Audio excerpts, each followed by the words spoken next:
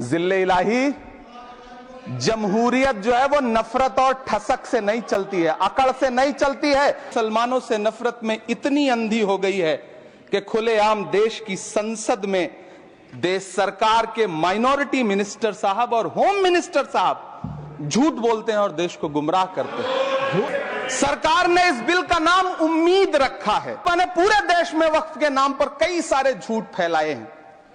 जिस बिल को मुसलमानों के हुकूक की हिफाजत करने वाला बिल बताया जा रहा है, उसी को पेश करने के लिए और उस पर बात करने के लिए लोकसभा में भाजपा सरकार के पास एक भी मुस्लिम सांसद नहीं है। जिस वक्त मैं लोकसभा कह रहा हूं, सुना करिए, जिस वक्फ बिल को मुस्लिम महिलाओं को हक दिलाने वाला बताया जा रहा है, उसे संसद में पेश करने वाली पार्टी के पास न तो राज्यसभा में, न लोकसभा में, न देश की किसी विधानसभा में एक भी मुस्लिम महिला सदस्य नहीं।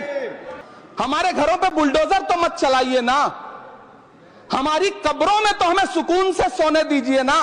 नायडू जी हो, चिराग पासवान जी हो, जयंत चौधरी जी हो, देवे गौड़ा जी हो, जीतन राम मांझी जी हो, सबको समझना पड़ेगा कि जब जंगल में आग लगती है तो न वो बरगद बचते हैं जो हवा को आंधी में तब्दील करते हैं, न वो बांस बचते हैं जो आपसी रगड़ से चिंगारी पैदा करते हैं।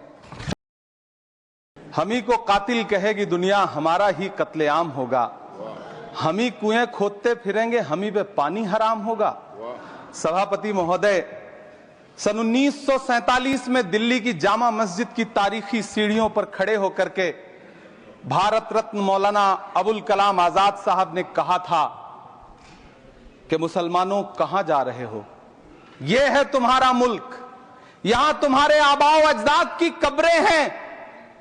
उस वक्त मौलाना आजाद की ये सदाएं सुन करके लोगों ने अपने सरों की गठरियां उतार करके रख दी थी।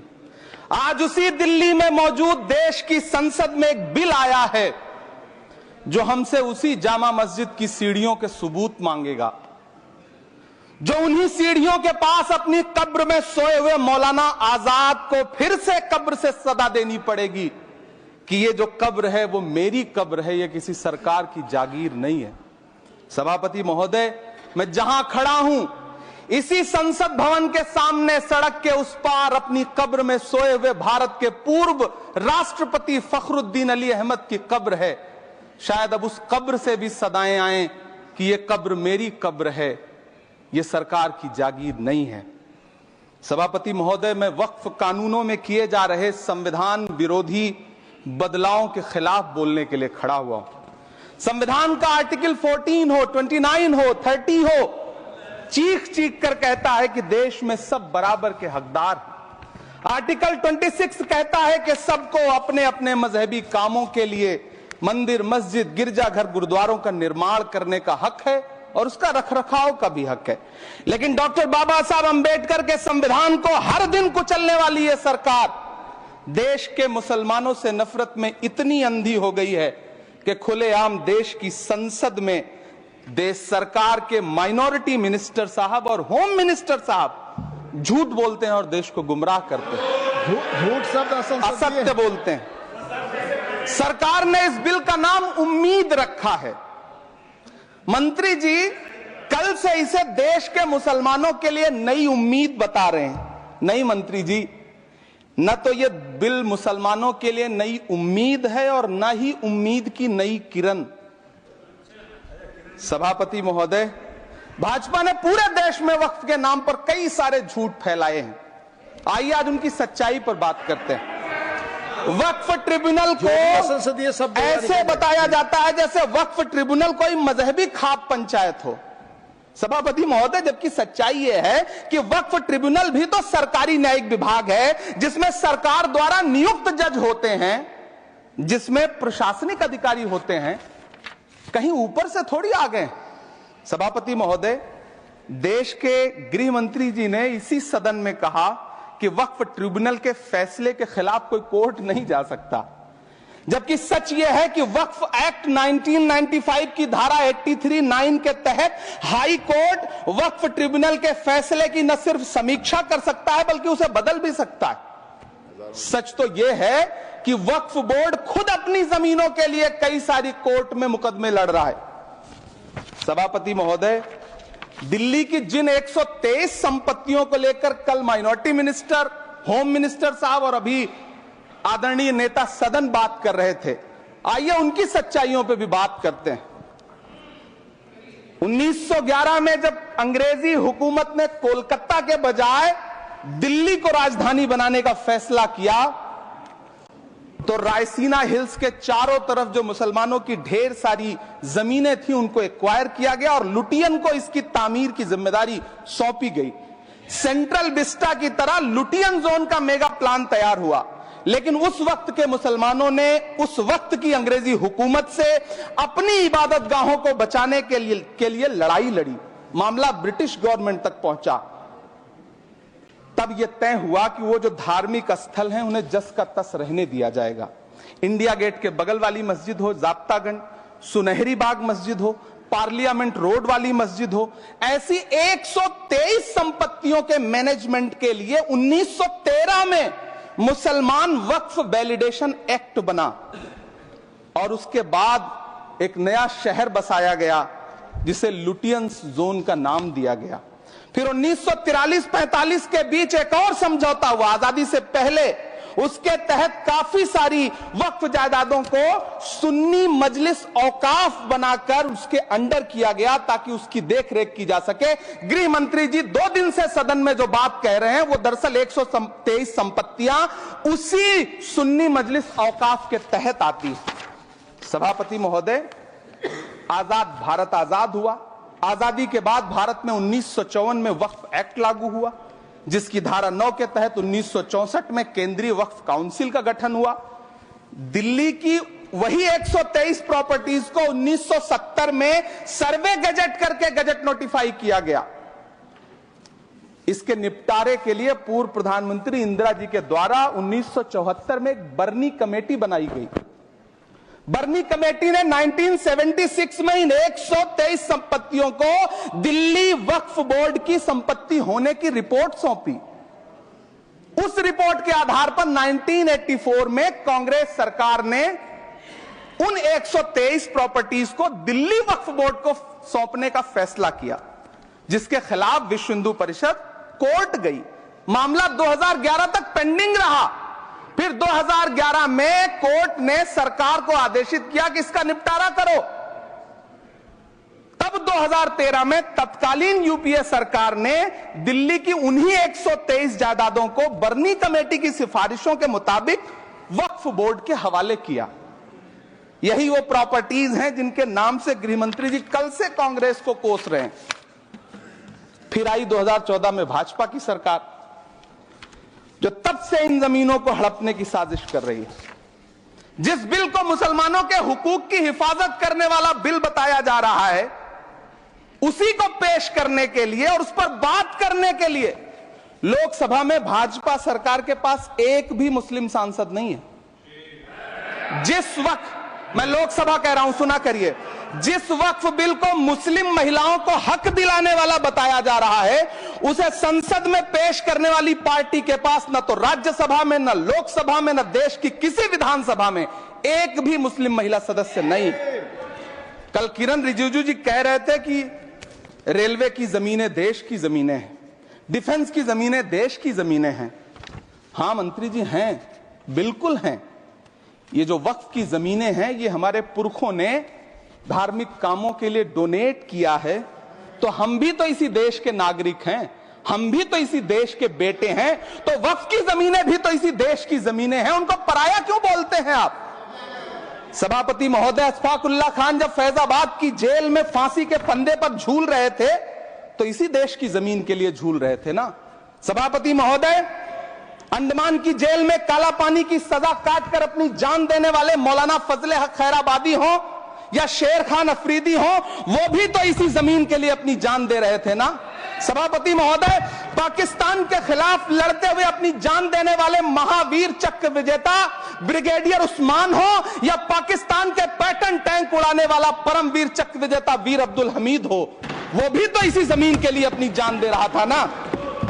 और मंत्री जी, मैं इस सदन में अलल ऐलान ये कहता हूं कि जब भी इस देश की जमीन को लहू की जरूरत होगी, आपसे 2 कदम आगे इमरान खड़ा मिलेगा। ये मैं आपसे यकीन दिलाते हुए कह रहा हूं। सभापति महोदय, मैं सरकार से कहना चाहता हूं, हमसे हमारी इबादत गाहें तो मत छीनिए ना, हमारे घरों पे बुलडोजर तो मत चलाइए ना, हमारी कब्रों में तो हमें सुकून से सोने दीजिए ना। सभापति महोदय, माइनॉरिटी मिनिस्ट्री का बजट कट करके, मुस्लिम बच्चों की स्कॉलरशिप बंद करके अब सरकार कह रही है कि हम वक्फ की आमदनी से गरीब मुसलमानों का भला करेंगे। गुजरात की बेटी बिल्किस के बलात्कारियों की रिहाई के बाद उन्हें माला पहनाने वाली लोगों के नेता ये कह रहे हैं कि यह बिल मुस्लिम महिलाओं को उनका हक दिलाएगा। धन्यवाद मोदी जी, क्या बढ़िया सौगातें मोदी दे रहे हैं आप। पहले हमें गुजराते मोदी दिया, आप सौगातें मोदी दे रहे हैं। लेकिन यह सरकार इतना याद रखे कि इसी ठसक के साथ देश की संसद में सीए का कानून भी लाया गया था और कहा गया था बड़े बड़े भाषण देकर के कि पड़ोसी देशों से हिंदू भाइयों को ला करके यहां नागरिकता दी जाएगी। लेकिन मैं आपके संज्ञान में लाता हूं सर कि पिछले इतने दिनों में इनसे नागरिकता लेने के लिए 2000 व्यक्ति भी नहीं आए, जबकि इसके उलट इन्हीं की सरकार में पिछले 10 साल में 15 लाख से ज्यादा भारतीयों ने भारत की नागरिकता छोड़ करके दूसरे देश में जाकर के बस गए। यह हुआ उस कानून का अंजाम। सभापति महोदय, इसी तरह की जिद के साथ किसानों के खिलाफ भी कानून लाए गए थे। जिस तरह आज वक्फ के फायदे गिनाए जा रहे हैं, उसी तरह से किसानों को भी कृषि कानूनों के फायदे गिनाए गए थे। लेकिन अंजाम क्या हुआ? 700 किसानों की शहादत लेने के बाद सरकार को अन्नदाता किसानों के सामने घुटने टेकने पड़े और कृषि कानून वापस लेने पड़े। जिल्ले इलाही, जमहूरियत जो है वो नफरत और ठसक से नहीं चलती है, अकड़ से नहीं चलती है, उसमें सबकी हिस्सेदारी जरूरी है। कल देश के माइनॉरिटी मिनिस्टर ने लोकसभा में खड़े होकर एक शेर सुनाया था कि मुझसे कोई बदगुमान न हो, तो मैं उन्हें एक शेर सुनाना चाहता हूं कि मैं आज जद पे हूं तो इतना खुशगुमान न हो, मैं आज जद पे हूं तो इतना खुशगुमान न हो, चिराग सबके बुझेंगे हवा किसी की नहीं। नीतीश कुमार जी हो, चंद्रबाबू नायडू जी हो, चिराग पासवान जी हो, जयंत चौधरी जी हो, देवे गौड़ा जी हो, जीतन राम मांझी जी हो, सबको समझना पड़ेगा कि जब जंगल में आग लगती है तो न वो बरगद बचते हैं जो हवा को आंधी में तब्दील करते हैं, न वो बांस बचते हैं जो आपसी रगड़ से चिंगारी पैदा करते हैं। सभापति महोदय, जब देश को मनमोहन सिंह साहब जैसा काबिल प्रधानमंत्री मिलता है तो देश को आरटीआई जैसा एक्ट मिलता है, सेज जैसा एक्ट मिलता है, मनरेगा जैसा एक्ट मिलता है, लिबरलाइजेशन मिलता है, राइट टू एजुकेशन मिलता है, नेशनल फूड सिक्योरिटी एक्ट मिलता है। लेकिन जब देश को सौगातें मोदी मिलती है तो क्या मिलता है? सीए मिलता है, फॉर्म्स लॉ मिलता है, आर्टिकल 370 मिलता है, इलेक्टोरल बॉन्ड जैसा एक्ट मिलता है और वक्फ अमेंडमेंट एक्ट जैसे बिल देश को मिलते हैं। मुझे तो अपने हमवतन भाइयों से पूछना है कि आपको अपने बच्चों की तरक्की, खुशहाली और नौकरी की दरकार है या फिर मुसलमानों की दान की गई जमीनों को लूट कर धन्ना सेठों को देने की साजिश करने वाले कानून की? सभापति महोदय, यह सरकार रात के 3 बजे तक पूरे देश को जगा करके संसद में अपने ही नागरिकों को नीचा दिखाने के लिए वक्फ बिल ला रही थी, तो उधर रात के 1:30 बजे अमेरिका हम पर 26% टैरिफ लगा रहा था। सरकार की प्राथमिकताएं देश को पता। सभापति महोदय, मैं बहुत भावुक हूं आज और मुझे अच्छा लगा कि आदरणीय नेता सदन जगत प्रकाश नड्डा जी ने बहुत अच्छी बातें भी की, मन से बातें की। क्योंकि उनके नाम में प्रकाश जुड़ा है तो मैं उनमें हमेशा एक रोशनी की किरण देखता हूं। मैं उनके सामने बहुत अदब से यह बात कहना चाहता हूं कि चिरागों के सफर में दबदबा हो आंधियों का तो फिर अंजाम जुल्मत के सिवा कुछ भी नहीं होगा। यह दुनिया नफरतों के आखिरी स्टेज पर है, इलाज इसका मोहब्बत के सिवा कुछ भी नहीं होगा। मैं भावुक हूं, मेरी पलकें गीली हैं। अगर देश की एक बहुत बड़ी आबादी को लगता है कि आप उसका भला करने के लिए नहीं बल्कि उनकी इबादत गाहों, उनकी कब्रिस्तानों, उनकी खानकाहों को बर्बाद करने का बिल ला रहे हैं, तो फिर आप अगर समझाने में नाकामयाब रहे हैं तो यह आपकी नाकामयाबी है। पहले समझाइए, उसके बाद कोई बिल लेकर के आइए, तब शायद हम आपका इतनी पुरजोर तरीके से विरोध ना करें। लेकिन सभापति महोदय, मैं अंत में सिर्फ इतना कहना चाहता हूं कि इस बिल में जो भी पॉइंट्स दिए गए हैं, बॉम्सी पोर्टल देख लीजिए, सरकार का झूठ आपको पकड़ में आ जाएगा। हम डरे नहीं हैं, हम सिर्फ सरकार से अपील कर रहे हैं कि हमें अपना समझिए, हम आपके अपने हैं, इस देश के नागरिक हैं और आप ताकत में हैं। संख्या बल के आधार पर बिल हो सकता है आप पास करा ले, लेकिन आपको यह बात समझनी पड़ेगी कि हम तो वो तारीख हैं, जहनों में रहना है जिसे, कागजी पुर्जे नहीं जो फाड़ डाले जाएंगे। जिस जमी पर मैं खड़ा हूं ये मेरी पहचान है। आप आंधी हैं तो क्या मुझको उड़ा ले जाएंगे? आपको यह बात समझनी पड़ेगी। आपको अगर इतना विपक्ष की तरफ से पहले जेपीसी में इतने सारे पॉइंट्स आए और उसके बाद कल से लोकसभा में और राज्यसभा में सुझाव आप सुनने को तैयार नहीं है, लोगों की शंका को दूर करने के बारे में आप बिल्कुल सोच नहीं रहे, बस आप कह रहे हैं यह बिल उम्मीद की नई किरण है। नहीं साहब, इसे भले किरण जी लेके आए हैं, लेकिन ये उम्मीद की नहीं बल्कि नाउम्मीदी की किरण है। और इस देश की एक बहुत बड़ी आबादी इस बात से खदशे में है, शक में है कि आप सीधे उनकी जमीनों को लूट करके धन्ना सेठों को बेचना चाहते हैं। मेरी अब भी आपसे अपील है कि इस बिल को वापस लीजिए। यह बिल कहीं से आपके अपने नागरिकों के लिए अच्छा नहीं है। यह बिल सिर्फ इस देश के मुसलमानों को नीचा दिखाने का और अपने एक ऐसे मतदाता वर्ग को खुश करने का बिल है जिनको इस बिल के पास हो जाने से कुछ मिलेगा भी नहीं। लेकिन आप एक नैरेटिव देना चाहते हैं, एक मैसेज देना चाहते हैं। मेरी आपसे अपील है कि कृपया ये जो सबका साथ सबका विकास का नारा है, इस नारे को रत्ती भर तो चरित्रार्थ कर दीजिए। बहुत बहुत धन्यवाद।